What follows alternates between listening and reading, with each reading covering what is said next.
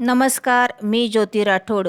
भावनांना वाट करून देणाऱ्या मराठी वाचनलेखमध्ये आजची कथा आहे सदाचरण.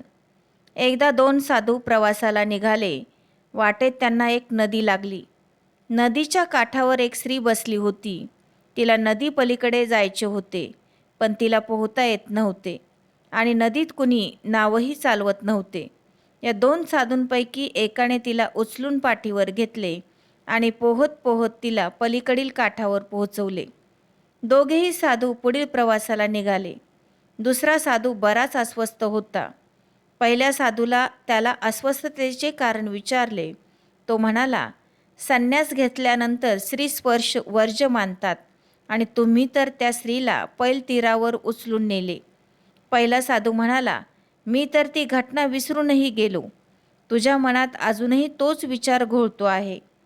संन्यासाचा अर्थ दुसऱ्याला मदत न करणे असे नाही, तर मनातील विकारांवर नियंत्रण आणून ते अलिप्त करणे. त्या स्त्रीच्या ठिकाणी दुसरे कुणीही असते तरी मी त्याला तशीच मदत केली असती. मोहमायेत न अडकता जनसेवा करतो तोच खरा साधू.